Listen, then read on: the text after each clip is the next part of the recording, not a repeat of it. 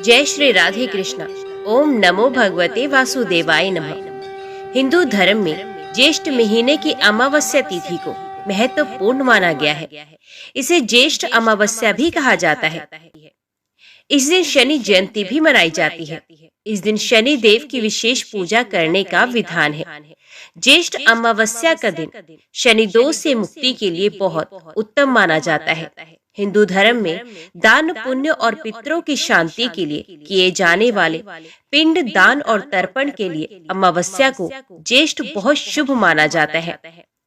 इस दिन नदी, जलाशय या कुंड आदि में स्नान करने के बाद सूर्यदेव को अर्घ्य देना चाहिए। इसके बाद बहते जल में तिल प्रवाहित करने चाहिए। इस दिन किए गए उपायों से शनि के अशुभ प्रभावों से बचाव होता है। ये उपाय सुख समृद्धि के रास्ते खोलते हैं और इसे भाग्य का साथ मिलता है। शनि जयंती के दिन मंदिर में जाकर शनिदेव के चरणों का दर्शन करना बहुत शुभ माना जाता है। शनिदेव को तेल, सिंदूर, कुमकुम, काजल, अबीर, गुलाल और नीले या काले फूल अर्पित करें। इस दिन शनिदेव की पूजा के बाद शनि मंत्र की एक माला का जाप करें और शनि चालीसा का पाठ करें। शनि जयंती पर शनि मंदिर में तेल के दिए जलाने से शनि दोष से मुक्ति मिल जाती है। इसके साथ ही वट सावित्री व्रत प्रत्येक वर्ष ज्येष्ठ मास में कृष्ण पक्ष की अमावस्या तिथि को मनाया जाता है। इस दिन सुहागिनें अपने पति की लंबी आयु के लिए व्रत रखती हैं। मान्यता है कि वट सावित्री व्रत के दौरान विधि विधान से पूजा करने से पूजा का फल पूरा मिलता है। आज की वीडियो के माध्यम से हम आपके सामने ज्येष्ठ अमावस्या की संपूर्ण कथा प्रस्तुत करने जा रहे हैं। उम्मीद करती हूँ कथा का पूरा फल लेने के लिए आप कथा को शुरू से लेकर अंत तक जरूर श्रवण करेंगे, क्योंकि कथा का पूरा फल हमें कथा को संपूर्ण सुनने से ही मिलता है। आधा अधूरा छोड़ने से हम सिर्फ पाप की भागीदार बनते हैं। तो चलिए आज की इस कथा को हम शुरू करते हैं। ओम नमो भगवते वासुदेवाय नमः। कहा जाता है कि महाभारत में भीष्म ने युधिष्ठिर को इस दिन का महत्व समझाते हुए कहा था कि इस दिन पवित्र नदियों में स्नान करने वाला मनुष्य समृद्ध, स्वस्थ और सभी दुखों से मुक्त होगा। ऐसा भी माना जाता है कि स्नान करने से पितरों की आत्माओं को शांति मिलती है। मरीचि के वंशज देवताओं के पितृगण जहाँ निवास करते हैं, वे लोग सोमपत के नाम से विख्यात है। देवता लोग उन पितरों का ध्यान किया करते हैं। वे यज्ञ परायण पितृगण अग्निश्वात नाम से प्रसिद्ध हैं। जहाँ वे रहते हैं वहीं अशोदा नाम की एक नदी प्रवाहित होती है, जो उन्हीं पितरों की मानसी कन्या है। प्राचीन काल में पितरों ने वहीं एक अशोद नामक सरोवर का भी निर्माण किया था। पूर्व काल में अशोदा ने 1 सहस्त्र दिव्य वर्षों तक घोर तपस्या की। उसकी तपस्या से संतुष्ट होकर पितृगण उसे वर प्रदान करने के लिए उसके समीप पधारे। वे सब के सब पितृ दिव्य रूपधारी थे। उनके शरीर पर दिव्य सुगंध का अनुलेप लगा हुआ था तथा गले में दिव्य पुष्प माला लटक रही थी। वे सभी नव युवक, बल संपन्न एवं कामदेव के सदृश सौंदर्यशाली थे। उन पितरों में अमावसु नामक पितृ को देखकर वर की अभिलाषा रखने वाली सुंदरी अशोदा व्यग्र हो उठी और उनके साथ रहने की याचना करने लगी। इस मानसिक कदाचार के कारण सुंदरी अशोदा योग से भ्रष्ट हो गई और उसके परिणाम स्वरूप वे स्वर्गलोक से भूतल पर गिर पड़ी। उसने पहले कभी पृथ्वी का स्पर्श नहीं किया था। जिस तिथि को अमावसु ने अशोदा के साथ निवास करने की अनिच्छा प्रकट की, वे तिथि उनके धैर्य के प्रभाव से लोगों द्वारा अमावस्या नाम से प्रसिद्ध हुई। इसी कारण ये तिथि पितरों को परम प्रिय है। इस तिथि में किया हुआ श्राद्ध आदि कार्य अक्षय फलदायक होता है। इस प्रकार तपस्या के नष्ट हो जाने से अशोदा लज्जित हो गई। वे अत्यंत दीन होकर नीचे मुख किए हुए देवपुर में उन्हें अपनी प्रसिद्धि के लिए पितरों से प्रार्थना करने लगी। तब रोती हुई उस तपस्विनी को पितरों ने सांत्वना दी। वे महाभाग पितर भावी देव कार्य का विचार कर प्रसन्नता एवं मंगल से परिपूर्ण वाणी द्वारा उससे इस प्रकार बोले, हे देवी, बुद्धिमान लोग स्वर्गलोक में दिव्य शरीर द्वारा जो कुछ शुभाशुभ कर्म करते हैं, वे उसी शरीर से उन कर्मों के फल का उपभोग भी करते हैं, क्योंकि देव योनि में कर्म तुरंत फलदायक हो जाते हैं। उसके विपरीत मानव योनि में मृत्यु के पश्चात जन्मांतर में कर्म फल भोगना पड़ता है। इसलिए पुत्री, तो मृत्यु के पश्चात जन्मांतर में अपनी तपस्या का पूर्ण फल प्राप्त करोगी। 28वें द्वापर में तो मत्स्य योनि में उत्पन्न होगी। पितृकुल का व्यतिक्रमण करने के कारण तुम्हें इस कष्टदायक योनि की प्राप्ति होगी। पुण्य उस योनि से मुक्त होकर तुम राजा वसु की कन्या हो जाओगी। कन्या होने पर तुम अपने दुर्लभ लोकों को अवश्य प्राप्त करोगी। उस कन्यावस्था में तुम्हें बद्री बेर के वृक्षों से व्याप्त दीप में महर्षि प्राशर से एक ऐसे पुत्र की प्राप्ति होगी जो बद्रायण नाम से प्रसिद्ध होगा और कभी अपने कर्म से च्युत ना होने वाले नारायण का अवतार होगा। तुम्हारा वे पुत्र एक ही वेद को अनेक 4 भागों में विभक्त करेगा। तदंतर समुद्र के अंश से उत्पन्न हुए पूर्ववंशी राजा शांतनु के संयोग से तुम्हें विचित्र वीर एवं महाराज चिंद्रागत नामक 2 पुत्र प्राप्त होंगे। बुद्धिमान विचित्र वीर के 2 क्षेत्रज्ञ धृतराष्ट्र और पांडु पुत्रों को उत्पन्न कराकर तुम प्रोष्ठपदी भाद्रपद की पूर्णिमा और पौष कृष्ण अष्टमी आदि में अष्टकार रूप से पितृलोक में जन्म ग्रहण करोगी। इस प्रकार मनुष्यलोक में सत्यवती और पितृलोक में आयु एवं आरोग्य प्रदान करने वाली तथा नित्य संपूर्ण मनोवांछित फलों की प्रदात्री अष्टका नाम से तुम्हारी ख्याति होगी। कालांतर में तो मनुष्य लोक में नदियों में श्रेष्ठ पुण्य सलीला अशोदा नाम से नदी रूप में जन्म धारण करोगी। ऐसा कहकर पितरों का वे समुदाय वहीं अंतर ध्यान हो गया तथा अशोदा को अपने उन समस्त कर्म फलों की प्राप्ति हुई जो पहले कहे जा चुके हैं। कुरुक्षेत्र में कौशिक नामक एक धर्मात्मा महर्षि थे। उनके 7 पुत्र थे। उन पुत्रों के नाम कुछ इस प्रकार थे: सवस्रक, क्रोधन, हिंस्त्र, पीशुन, कवि, वाग्दुष्ट एवं पितृवती। पिता की मृत्यु के पश्चात वे सभी महर्षि गर्ग के शिष्य हुए। उस समय समस्त लोगों को भयभीत करने वाली महती अनावृष्टि हुई, जिसके कारण भीषण अकाल पड़ गया। इसी बीच वे सभी तपस्वी अपने गुरु गर्गाचार्य की आज्ञा से उनकी सेवा में लग गए। वहां वन में वे सभी भूख से अत्यंत पीड़ित हो गए। जब क्षुधा शांति का कोई अन्य उपाय नहीं सूझा, तब छोटे भाई पितृव्रती ने श्राद्ध कर्म करने की सम्मति दी। बड़े भाइयों द्वारा अच्छा ऐसा ही करो ऐसी आज्ञा पाकर पितृव्रती ने सम्माहित चित्त होकर श्राद्ध का उपकर्म आरंभ किया।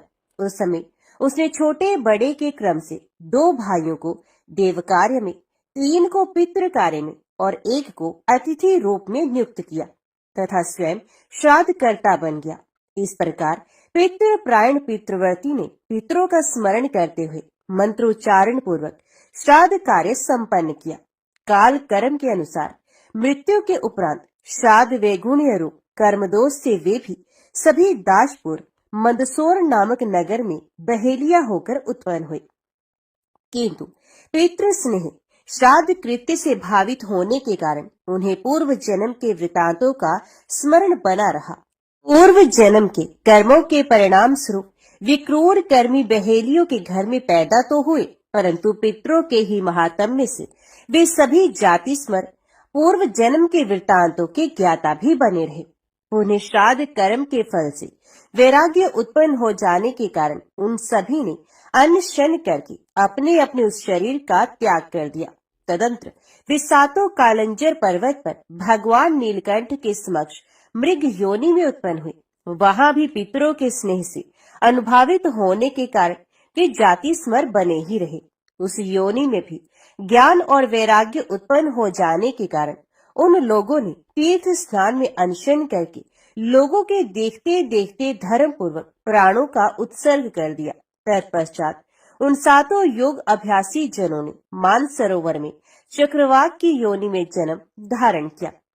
अब आप लोग नाम एवं कर्म अनुसार उन सभी का वृत्तांत श्रवण कीजिए।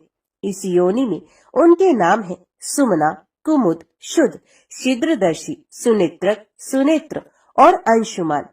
ये 7 योग के पारदर्शी थे। इनमें से अल्प बुद्धि वाले तीन तो योग से भ्रष्ट हो गए और इधर उधर भ्रमण करने लगे। उसी समय एक पांचाल वंशी नरेश, जो महान बल और पराक्रम से संपन्न था तथा जिसके पास अधिक से अधिक सेना और वाहन थे, अपने क्रीड़ा उद्यान में स्त्रियों के साथ अनेकाविध हाव भाव से क्रीड़ा कर रहा था। उस शोभाशाली राजा को देखकर उन जल पक्षियों में से एक को, जो पितृ भक्त श्राद्ध करता पितृव्रती नामक ब्राह्मण था, उसके मन में राज्य प्राप्ति की आकांक्षा उत्पन्न हो गई। इसी प्रकार दूसरे दोनों ने राजा के दो मंत्रियों को प्रचुर सेना और वाहनों से युक्त देखकर इस मृत्यु लोक में मंत्री पद प्राप्त करने की इच्छा व्यक्त की। उनमें जो चार निष्काम थे, वे सभी श्रेष्ठ ब्राह्मण कुल में पैदा हुए।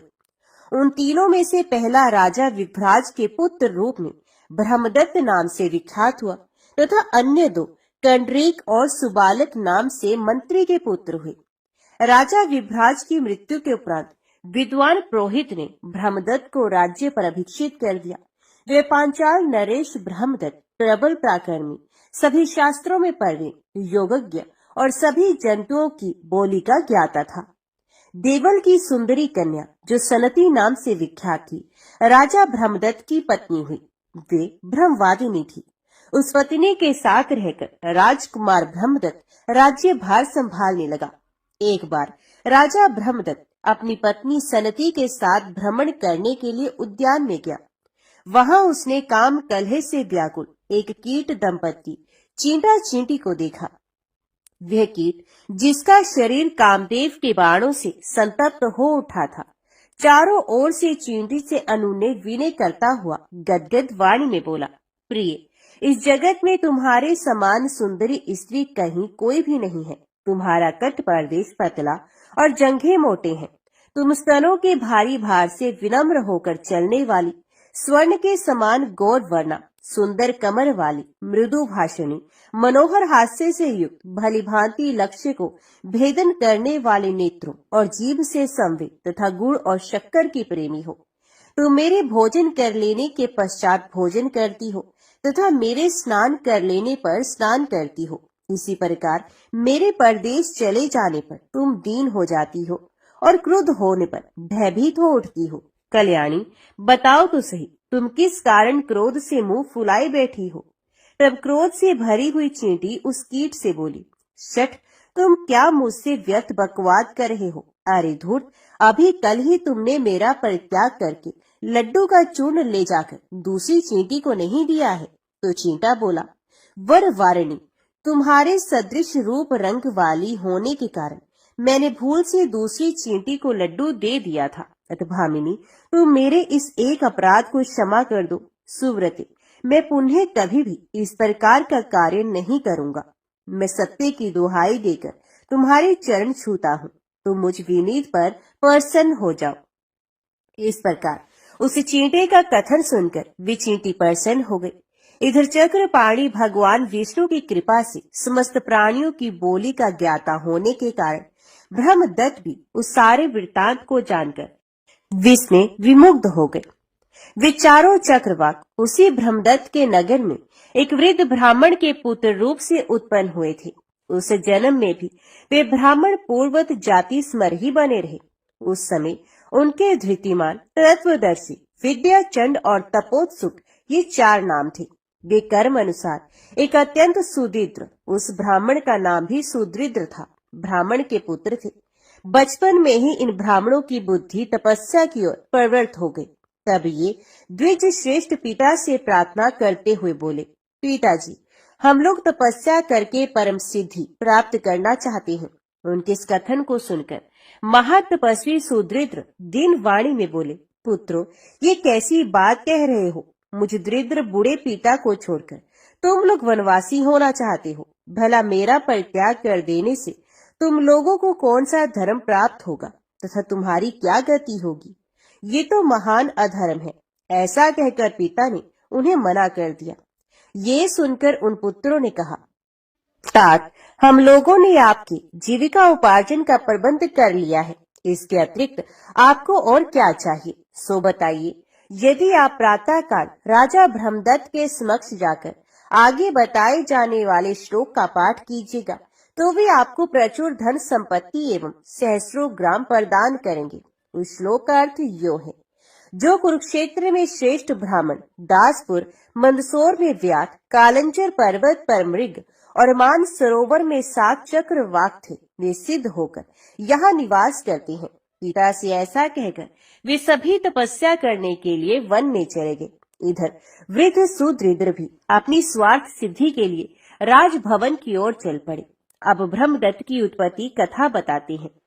पूर्व काल में पांचाल देश के एक अणहु नामक नरेश हो गए हैं, जो विभ्राट के पुत्र थे। वे पुत्र प्राप्ति की कामना से कठोर व्रत में तत्पर होकर सामर्थ्यशाली एवं सर्वव्यापक देव देवेश्वर श्री नारायण श्री हरि की आराधना करने लगे। तत्पश्चात अधिक काल व्यतीत होने पर भगवान जनार्दन उनकी आराधना से प्रसन्न हुए और उनके समक्ष प्रकट होकर बोले, राजन, तुम्हारा कल्याण हो, अब तुम अपना मनोवांछित वरदान मांग लो।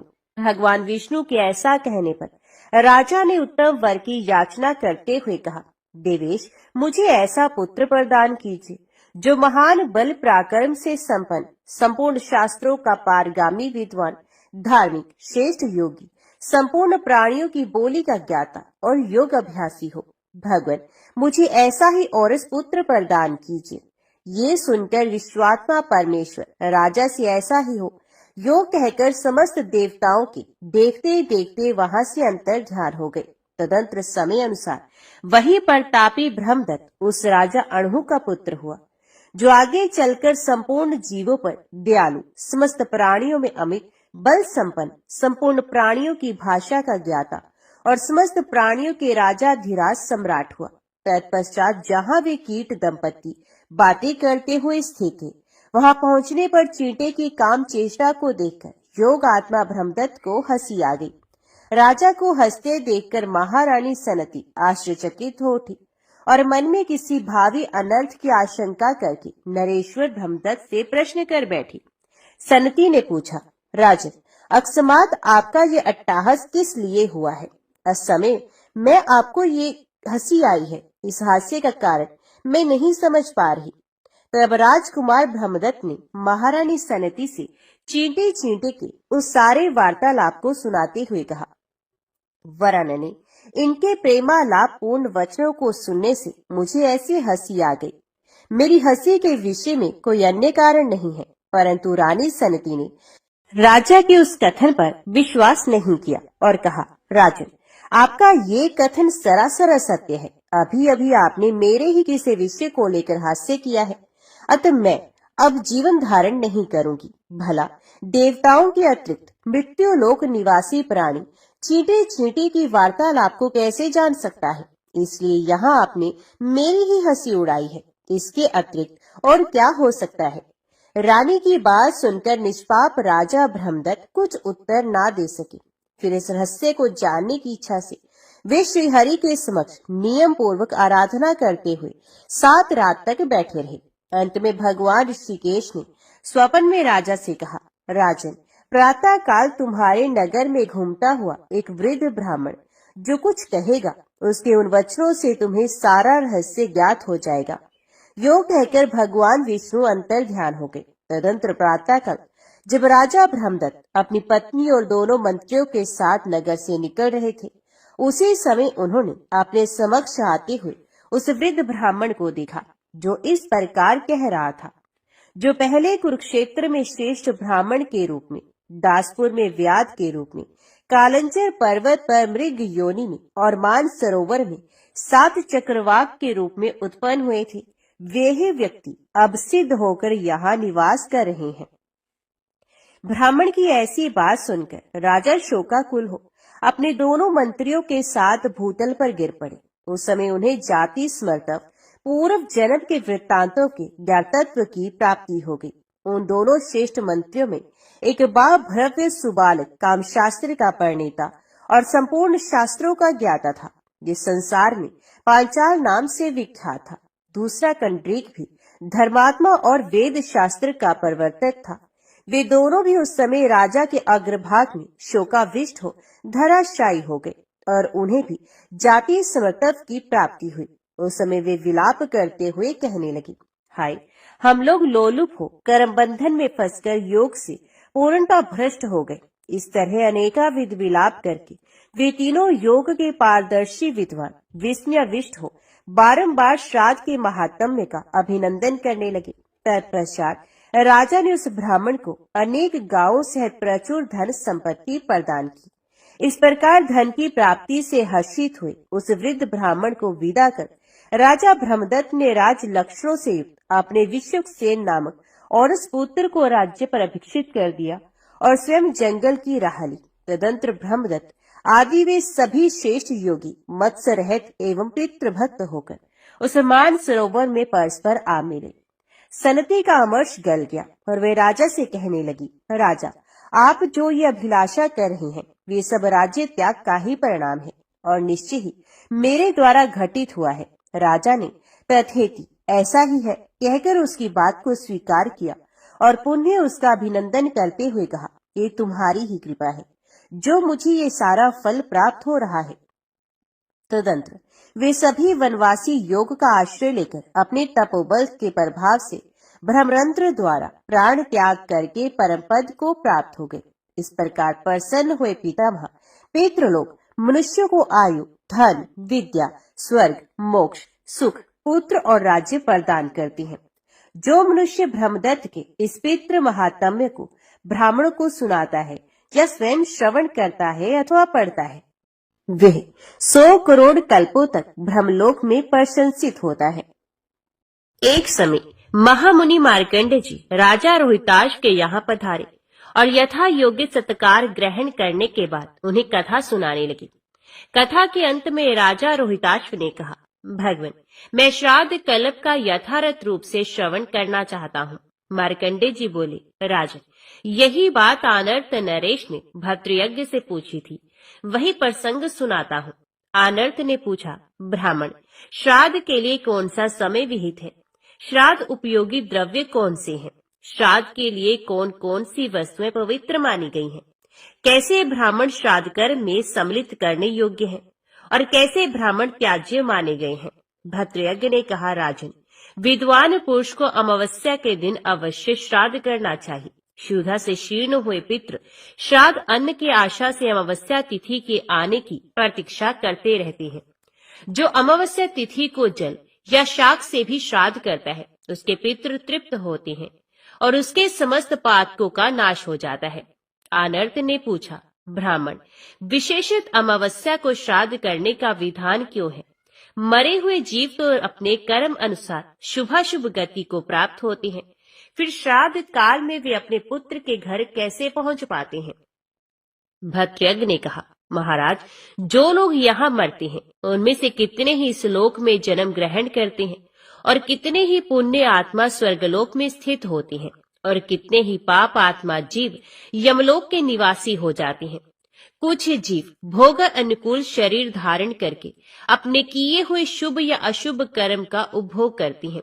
राजन यमलोक या स्वर्गलोक में रहने वाले पितरों को भी तब तक भूख प्यास अधिक होती है जब तक कि वे माता या पिता से 3 पीढ़ी के अंतर्गत रहते हैं। जब तक वे श्राद्ध कर्ता पुरुष के मातामह, परमातामह या वृद्ध परमातामह एवं पिता, पितामह या परपितामह पद पर रहते हैं तब तक श्राद्ध भाग ग्रहण करने के लिए उनमें भूख प्यास की अधिकता होती है।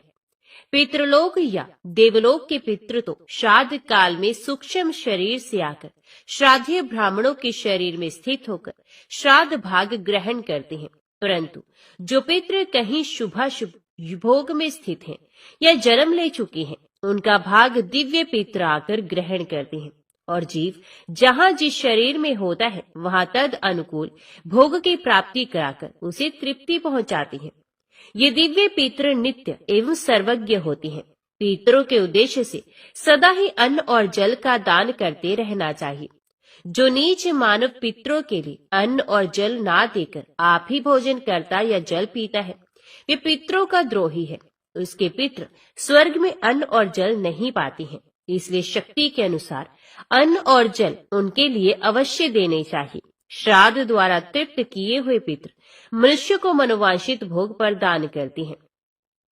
अनर्थ नरेश ने पूछा, ब्राह्मण, श्राद्ध के लिए और भी तो नाना प्रकार के पवित्रम काल है, फिर अमावस्या को ही विशेष रूप से श्राद्ध करने की बात क्यों कही गई है? भद्रयज्ञ ने कहा, महाराज, ये सत्य है कि श्राद्ध के योग्य और भी बहुत से समय हैं। मनवादी तिथि, युगादि तिथि, संक्रांति काल, व्यतिपात, गज छाया, चंद्र ग्रहण और सूर्य ग्रहण, इन सभी समयों में पितरों की तृप्ति के लिए श्राद्ध करना चाहिए।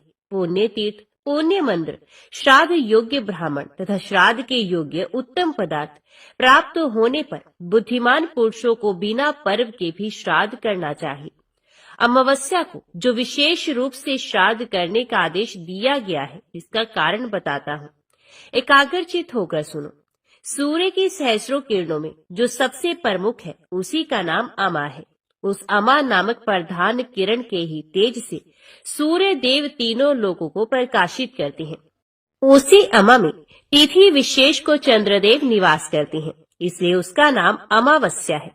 यही कारण है कि अमावस्या प्रत्येक धर्म कार्य के लिए अक्षय फल देने वाली बताई गई है। श्राद्ध कर्म में तो इसका विशेष महत्व है ही। अग्निश्वात, बहिष्कृत, आजप्य, सोमप, रश्मि, उपहूत, अयुंतुक, श्राद्धभुक तथा अन्नादिमुख, ये 9 दिव्य पितृ बताए गए हैं। आदित्य, वसु, रुद्र तथा दोनों अश्विनी कुमार भी केवल नांदीमुख पितरों को छोड़कर शेष सभी को तृप्त करते हैं। ये पितृगण ब्रह्मा जी के समान बताए गए हैं। अथपदम योनि ब्रह्मा जी उन्हें तृप्त करने के पश्चात सृष्टि कार्य आरंभ करते हैं। इनके सिवा दूसरे भी ऐसे मृत्यु पितर होते हैं जो स्वर्गलोक में निवास करते हैं। वे 2 प्रकार के देखे जाते हैं, एक तो सुखी और दूसरे दुखी। मृत्युलोक में रहने वाले वंशज जिनके लिए श्राद्ध करते और दान देते हैं, वे सभी वहां हर्ष में भरकर देवताओं के समान प्रसन्न होते हैं। जिनके लिए उनके वंशज कुछ भी दान नहीं करते, वे भूख प्यास से व्याकुल और दुखी देखे जाते हैं। एक समय की बात है, अग्निश्वात आदि सभी पितर देवराज इंद्र के पास गए।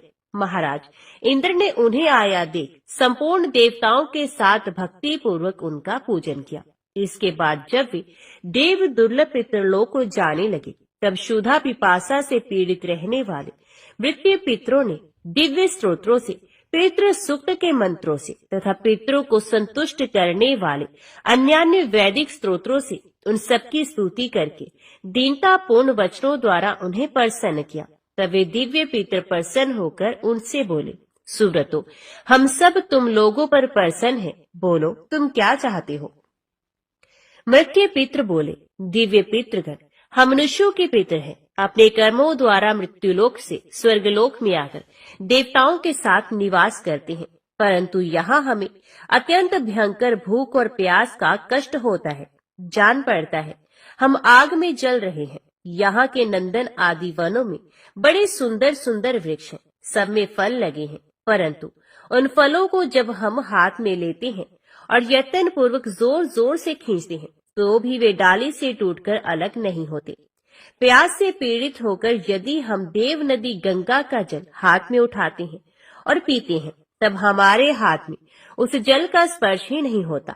इस स्वर्गलोक में कोई खाता पीता नहीं दिखाई देता, अतः यहाँ का निवास हमारे लिए अत्यंत भयंकर हो गया है।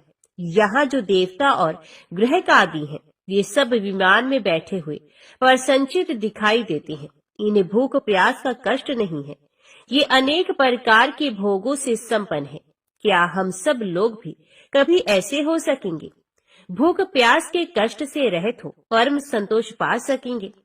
दिव्य पितरों ने कहा, इंद्र आदि केवल दूसरे दूसरे कार्य में व्यग्र होकर जब हमारे लिए श्राद्ध नहीं करते, दान नहीं देते, तब हम लोगों की भी ऐसी ही कष्टपूर्ण दशा हो जाती है। उस समय हम वहां से आकर देवताओं से कहते हैं, प्रार्थना करते हैं। उसके बाद जब वे लोग श्राद्ध तर्पण द्वारा हमें तृप्त करते हैं, तब हमें तृप्ति प्राप्त होती है। इसी प्रकार तुम लोगों के जो वंशज एकाग्रचित हो तुम्हारे लिए श्राद्ध का दान देते हैं, उससे तुम लोग भी क्यों नहीं तृप्त होगे? अब परमादि वंशज पितरों का तर्पण नहीं करते, तब उनके पितर स्वर्ग में रहने पर भी भूख प्यास से व्याकुल हो जाते हैं। फिर जो यमलोक में पड़े हुए हैं, उनके कष्ट का तो कहना ही क्या। इतना कहकर दिव्य पितरों ने मृत्यु पितरों को साथ ले ब्रह्मा जी के समीप गमन किया और उनकी तथा अपनी शाश्वत तृप्ति के लिए उपाय पूछा। तब ब्रह्मा जी ने कहा, पितरों, यदि मनुष्य पिता, पितामह और परपितामह के उद्देश्य से तथा मातामह, परमातामह और वृद्ध परमातामह के उद्देश्य से श्राद्ध तर्पण करेंगे तो उतने से ही उनके पिता और मातामह से लेकर मुझ तक सभी पितृ तृप्त हो जाएंगे। जिस अन्न से मनुष्य अपने पितरों की तुष्टि के लिए श्रेष्ठ ब्राह्मणों को तृप्त करेगा और उसी से भक्ति पूर्वक पितरों के निमित्त पिंडदान भी देगा, उससे तुम्हें सनातन तृप्ति प्राप्त होगी।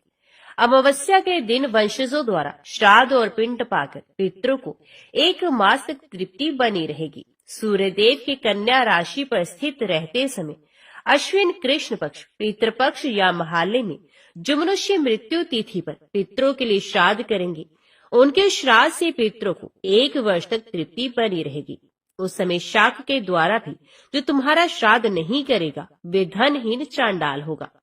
जो मनुष्य उसके साथ बैठना, सोना, खाना, पीना, छूना, छुलाना अथवा वार्तालाप आदि व्यवहार करेंगे वे भी महापापी माने जाएंगे। उनके संतान की वृद्धि नहीं होगी, किसी प्रकार भी उन्हें सुख और धन धान्य की प्राप्ति नहीं होगी। यदि मनुष्य गया शीर्ष में जाकर 1 बार भी श्राद्ध कर देंगे तो उसके प्रभाव से तुम सभी पितृ सदा के लिए तृप्त हो जाओगे। भद्रयज्ञ कहते हैं, राजन, ऐसा जानकर विज्ञ पुरुष को चाहिए कि पितरों को तृप्त करने की इच्छा रखकर वे उक्त समयों में श्राद्ध अवश्य करे। इहलोक और परलोक में उसकी उन्नति चाहने वाले पुरुष को विशेषित गया शीर्ष में जाकर श्राद्ध करना चाहिए। जो मनुष्य अमावस्या के दिन श्राद्ध नहीं करता उसके पितृ भूख प्यास से पीड़ित हो बहुत दुखी होते हैं। मन ही मन तृप्ति की अभिलाषा रखकर वे प्रेत पक्ष की प्रतीक्षा करते रहते हैं। ठीक उसी तरह जैसे किसान लोग रात दिन वर्षा की राह देखते हैं। पितृ पक्ष बीत जाने पर भी जब उन्हें श्राद्ध का अन्न नहीं मिलता तब वे जब तक कन्या राशि पर सूर्य रहते हैं तब तक अपनी संतानों द्वारा किए हुए श्राद्ध की प्रतीक्षा करते रहते हैं। उसके भी बीत जाने पर कुछ पितृ तुला राशि के सूर्य तक पूरे कार्तिक मास में अपने वंशजों द्वारा किए जाने वाले श्राद्ध की राह देखते हैं। जब सूर्य देव वृश्चिक राशि पर चले जाते हैं तब वे पितृ दीन एवं निराश होकर अपने स्थान पर लौट जाते हैं। राजन, इस प्रकार पूरे 2 मास तक भूख प्यास से व्याकुल पितृ वायु रूप में आकर घर के दरवाजों पर खड़े रहते हैं। जब तक कन्या और तुला पर सूर्य रहते हैं तब तक तथा अमावस्या के दिन सदा पितरों के लिए श्राद्ध करना चाहिए। विशेष तिल और जल की अंजलि देनी चाहिए। कन्या और तुला में श्राद्ध ना हो तो अमावस्या को अवश्य करें। वे भी ना हो तो 1 बार गया जी में आकर श्राद्ध कर दें, जिससे नित्य श्राद्ध का फल प्राप्त होता है। श्री पार्वती जी ने भगवान महादेव से कहा, भगवान, आप सत तत्वों के ज्ञाता हैं। आपकी कृपा से मुझे श्री विष्णु संबंधी नाना प्रकार के धर्म सुनने को मिले जो समस्त लोक का उद्धार करने वाले हैं। देवेश, अब मैं गीता का महात्म्य सुनना चाहती हूँ, जिसका श्रवण करने से श्री हरि में भक्ति बढ़ती है। श्री महादेव जी बोले, जिनका श्री विग्रह अलसी के फूल की भांति श्याम वर्ण का है, पक्षी राज गरुड़ ही जिनके वाहन है, जो अपनी महिमा से कभी च्युत नहीं होते तथा शेष नाग की शैया पर शयन करते हैं, उन भगवान महाविष्णु की हम उपासना करते हैं। एक समय की बात है, मुर्दैत्य के नाशक भगवान विष्णु शेषनाग के रमणीय आसन पर सुखपूर्वक विराजमान थे। उस समय समस्त लोगों को आनंद देने वाली भगवती लक्ष्मी ने आदर पूर्वक प्रश्न किया, भगवान, आप संपूर्ण जगत का पालन करते हुए भी अपने ऐश्वर्य के प्रति उदासीन से होकर जिस क्षीर सागर में नींद ले रहे हैं, इसका क्या कारण है?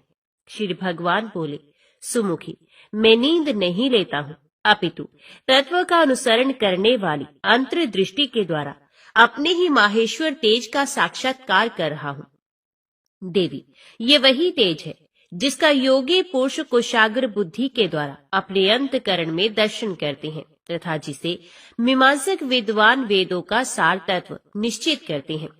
वे माहेश्वर तेज एक अजर प्रकाश स्वरूप आत्म रूप रोग शोक से रहित अखंड आनंद का पुंज निर्ही तथा द्वैत रहित है।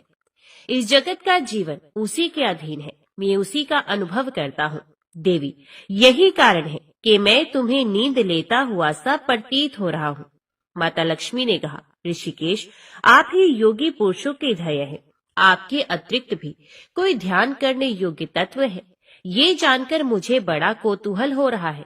इस चराचर जगत की सृष्टि और संहार करने वाले स्वयं आप ही हैं। आप सर्व समर्थ हैं। इस प्रकार की स्थिति में होकर भी यदि आप उस परम तत्व से भिन्न हैं, तो मुझे उसका बोध कराइए। श्री भगवान बोले, प्रिय, आत्मा का स्वरूप द्वैत और अद्वैत से पृथक, भाव और अभाव से मुक्त तथा आदि और अंत से रहित है। शुद्ध ज्ञान के प्रकार से उपलब्ध होने वाला तथा परम आनंद स्वरूप होने के कारण एकमात्र सुंदर है। यही मेरा ईश्वरीय रूप है। आत्मा का एकता भी सबके द्वारा जानने योग्य है। गीता शास्त्र में इसी का प्रतिपादन हुआ है। अमित तेजस्वी भगवान श्री विष्णु के ये वचन सुनकर देवी लक्ष्मी ने शंका उपस्थित करते हुए कहा, भगवान, यदि आपका स्वरूप स्वयं परम आनंद में और मन वाणी की पहुंच के बाहर है, तो गीता कैसे उसका बोध कराती है? मेरे इस संदेह का आप निवारण कीजिए। श्री भगवान बोले, सुंदरी सुनो, मैं गीता में अपनी स्थिति का वर्णन करता हूँ। क्रमश 5 अध्यायों को तुम 5 मुख जानो, 10 अध्यायों को 10 भुजाएं समझो तथा 1 अध्याय को उदर और 2 अध्यायों को दोनों चरण कमल जानो।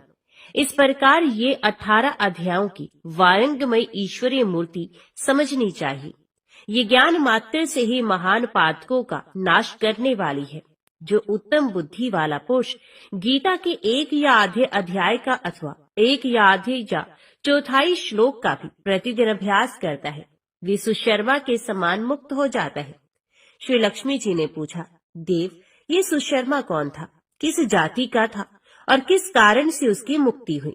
श्री भगवान बोले, प्रिय, सुशर्मा बड़ी खोटी बुद्धि का मनुष्य था, पापियों का तो वे शिरोमणि ही था। उसका जन्म वैदिक ज्ञान से शून्य एवं क्रूरतापूर्ण कर्म करने वाले ब्राह्मणों के कुल में हुआ था। वे ना ध्यान करता था, न ही जप, न होम करता, न अतिथियों का सत्कार। वे लंपट होने के कारण सदा विषयों के सेवन में ही आसक्त रहता था। हल जोतता और पत्ते बेचकर जीविका चलाता था। उसे मदिरा पीने का व्यसन था तथा वे मांस भी खाता था। इस प्रकार उसने अपने जीवन का दीर्घ काल व्यतीत कर दिया। एक दिन मूढ़ बुद्धि सुशर्मा पत्ते लाने के लिए किसी ऋषि की वाटिका में घूम रहा था। इसी बीच में काल रूपधारी काले सांप ने उसे डस लिया। सुशर्मा की मृत्यु हो गई। तदंतर वे अनेक नरकों में जा वहां की यातनाएं भोगकर मृत्यु लोक में लौट आया और यहाँ बोझ ढोने वाला बैल हुआ। उस समय किसी पंगु ने अपने जीवन को आराम से व्यतीत करने के लिए उसे खरीद लिया। बैल ने अपनी पीठ पर पंगु का भार ढोते हुए बड़े कष्ट से 7-8 वर्ष बिताए। एक दिन पंगु ने किसी ऊंचे स्थान पर बहुत देर तक बड़ी तेजी के साथ उस बैल को घुमाया।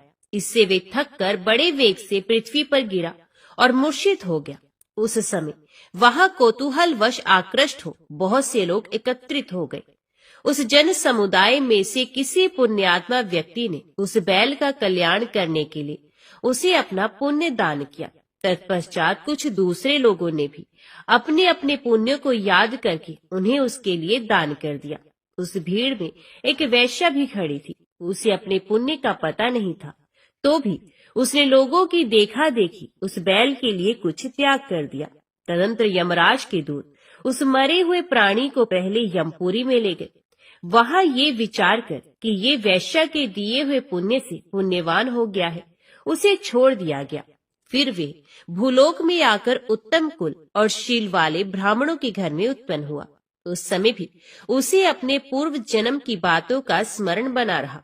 बहुत दिनों के बाद अपने अज्ञान को दूर करने वाले कल्याण तत्व का जिज्ञासु होकर वे उस वैश्य के पास गया और उसके दान की बात बताते हुए उसने पूछा, तुमने कौन सा पुण्य दान किया था? वैश्य ने उत्तर दिया, वे पिंजरे में बैठा हुआ तोता प्रतिदिन कुछ पढ़ता रहता है, उससे मेरा अंतकरण पवित्र हो गया। उसी का पुण्य मैंने तुम्हारे लिए दान किया था। इसके बाद उन दोनों ने तोते से पूछा। तब उस तोते ने अपने पूर्व जन्म का स्मरण करके प्राचीन इतिहास कहना आरंभ किया। शुक बोला, पूर्व जन्म में मैं विद्वान होकर भी विद्वता के अभिमान से मोहित रहता था। मेरा राग द्वेष इतना बढ़ गया था कि मैं गुणवान विद्वानों के प्रति भी ईर्ष्या भाव रखने लगा। फिर समय अनुसार मेरी मृत्यु हो गई और मैं उन्नेको घृणित लोकों में भटकता रहा। उसके बाद इस लोक में आया। सदगुरु की अत्यंत निंदा करने के कारण तोते के कुल में मेरा जन्म हुआ। पापी होने के कारण छोटी अवस्था में ही मेरे माता पिता से वियोग हो गया। एक दिन मैं ग्रीष्म ऋतु में तपे हुए मार्ग पर पड़ा था। वहां से कुछ श्रेष्ठ मुनि मुझे उठा लाए और महात्माओं के आश्रम के भीतर एक पिंजरे में उन्होंने मुझे डाल दिया। वहीं मुझे पढ़ाया गया। ऋषियों के बालक बड़े आदर के साथ गीता के प्रथम अध्याय की आवृत्ति करते थे। उन्हीं से सुनकर मैं भी बारंबार पाठ करने लगा। इसी बीच में एक चोरी करने वाले बहेलिये ने मुझे वहां से चुरा लिया। तत्पश्चात इस देवी ने मुझे खरीद लिया। यही मेरा वृत्तांत है, जिसे मैंने आप लोगों से बता दिया। पूर्व काल में मैंने इस प्रथम अध्याय का अभ्यास किया था, जिससे मैंने अपने पाप को दूर किया है। फिर उसी से इस वैश्य का भी अंतकरण शुद्ध हुआ है और उसी के पुण्य से ये द्विजश्रेष्ठ सुशर्मा भी पाप मुक्त हुए हैं। इस प्रकार परस्पर वार्तालाप और गीता के प्रथम अध्याय के महात्म्य की प्रशंसा करके वे तीनों निरंतर अपने अपने घर पर गीता का अभ्यास करने लगे। फिर ज्ञान प्राप्त करके वे मुक्त हो गए। इसलिए जो गीता के प्रथम अध्याय को पढ़ता, सुनता तथा अभ्यास करता है, उसे इस भवसागर को पार करने में कोई कठिनाई नहीं होती। लक्ष्मी, प्रथम अध्याय के महात्म्य का उत्तम उपाख्यान मैंने तुम्हें सुना दिया। अब अन्य अध्याय के महात्म्य श्रवण करो। दक्षिण दिशा में वेद वेता ब्राह्मणों के पुरंदरपुर नामक नगर में श्रीमान देव शर्मा नामक एक विद्वान ब्राह्मण रहते थे।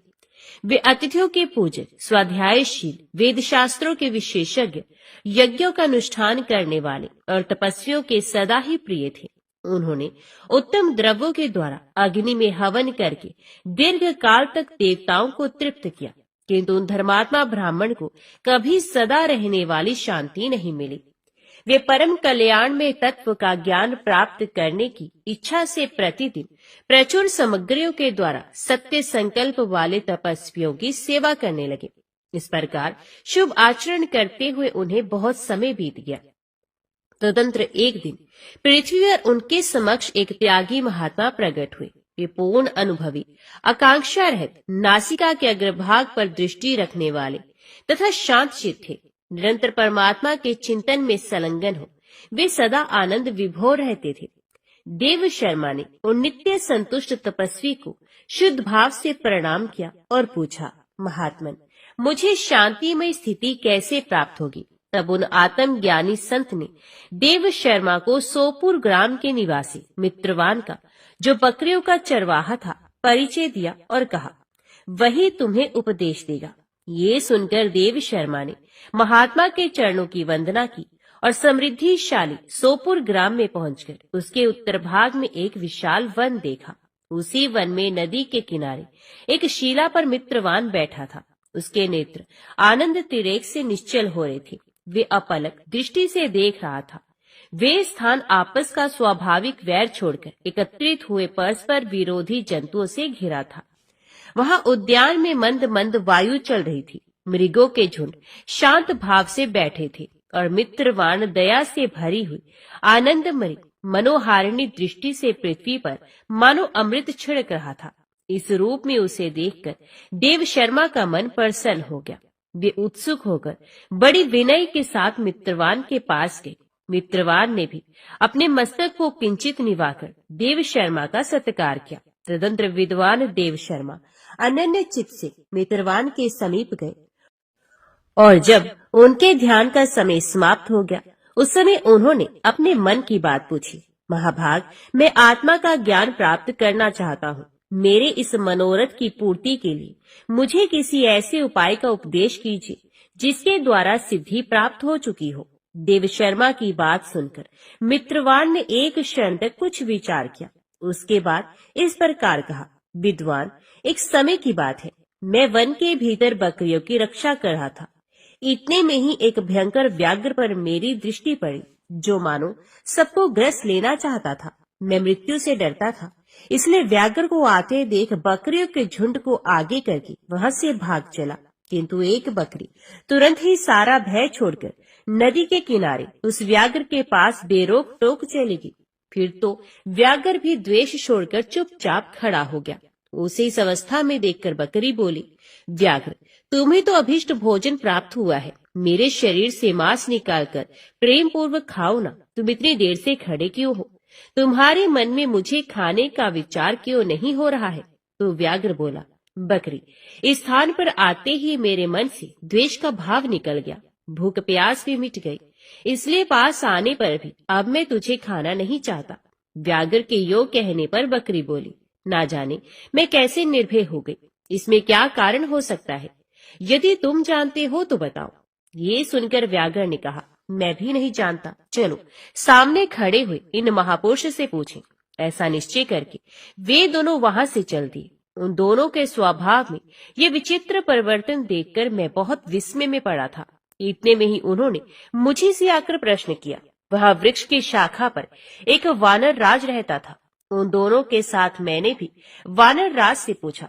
विप्रवर, मेरे पूछने पर वानर राज ने आदर पूर्वक कहा, अजापाल सुनो, इस विषय में मैं तुम्हें प्राचीन वृत्तांत सुनाता हूँ। ये सामने वन के भीतर जो बहुत बड़ा मंदिर है उसकी ओर देखो। इसमें ब्रह्मा जी का स्थापित किया हुआ शिवलिंग है। पूर्व काल में यहाँ सुकर्मा नामक एक बुद्धिमान महात्मा रहते थे, जो तपस्या में संलग्न होकर इस मंदिर में उपासना करते थे। वे वन में से फूलों का संग्रह करके लाते और नदी के जल से पूजनीय भगवान शंकर को स्नान कराकर उन्हीं से उनकी पूजा किया करते थे। इस प्रकार आराधना का कार्य करते हुए सुकर्मा यहाँ निवास करते थे। बहुत समय के बाद उनके समीप किसी अतिथि का आगमन हुआ। सुकर्मा ने भोजन के लिए फल लाकर अतिथि को अर्पण किया और कहा, विद्वान, मैं केवल तत्वज्ञान की इच्छा से भगवान शंकर की आराधना करता हूँ। आज इस आराधना का फल परिपक्व होकर मुझे मिल गया, क्योंकि इस समय आप जैसे महापुरुष ने मुझ पर अनुग्रह किया है। सुकर्मा के ये मधुर वचन सुनकर तपस्या के धनी महात्मा अतिथि को बड़ी प्रसन्नता हुई। उन्होंने एक शिलाखंड पर गीता का दूसरा अध्याय लिख दिया और ब्राह्मण को उसके पाठ एवं अभ्यास के लिए आज्ञा देते हुए कहा, ब्राह्मण, इससे तुम्हारा आत्मज्ञान संबंधी मनोरथ अपने आप सफल हो जाएगा। यो कहकर वे बुद्धिमान तपस्वी सुकर्मा के सामने ही उनके देखते देखते अंतर ध्यान हो गए। सुकर्मा विस्मित होकर उनके आदेश के अनुसार निरंतर गीता के द्वितीय अध्याय का अभ्यास करने लगे। तदंतर दीर्घकाल के पश्चात अंतकरण शुद्ध होकर उन्हें आत्मज्ञान की प्राप्ति हुई। फिर वे जहाँ जहाँ भी गए वहाँ वहाँ का तपोवन शांत हो गया। उनमें शीत उष्ण और राग द्वेष आदि की बाधाएं दूर हो गई। इतना ही नहीं, उन स्थानों में भूख प्यास का कष्ट भी जाता रहा तथा भय का सर्वथा अभाव हो गया। ये सब द्वितीय अध्याय का जप करने वाले सुकर्मा ब्राह्मण की तपस्या का ही प्रभाव समझो। मित्रवान कहता है, वानर राज के यो कहने पर मैं प्रसन्नता पूर्वक बकरी और व्याघ्र के साथ उस मंदिर की ओर गया, जहाँ जाकर शिलाखंड पर लिखे हुए गीता के द्वितीय अध्याय को मैंने देखा और पढ़ा। उसी की आवृत्ति करने से मैंने तपस्या का पार पा लिया है। अथ भद्रपुरुष, तुम भी सदा द्वितीय अध्याय की ही आवृत्ति किया करो। ऐसा करने पर मुक्ति तुमसे दूर नहीं रहेगी। श्री भगवान कहते हैं, प्रिय मित्रवान के इस प्रकार आदेश देने पर देव शर्मा ने उसका पूजन किया और उसे प्रणाम करके पुरंदरपुर की राह ली। वहाँ किसी देवालय में पूर्वोक्त आत्मज्ञानी महात्मा को पाकर उन्होंने ये सारा वृतांत निवेदन किया और सबसे पहले उन्हीं से द्वितीय अध्याय को पढ़ा। उनसे उपदेश पाकर शुद्ध अंतकरण वाले देव शर्मा प्रतिदिन बड़ी श्रद्धा के साथ द्वितीय अध्याय का पाठ करने लगे। तब से उन्होंने प्रशंसा के योग्य परम पद को प्राप्त कर लिया। ओम नमो भगवते वासुदेवाय नमः। आज की वीडियो में इतना ही।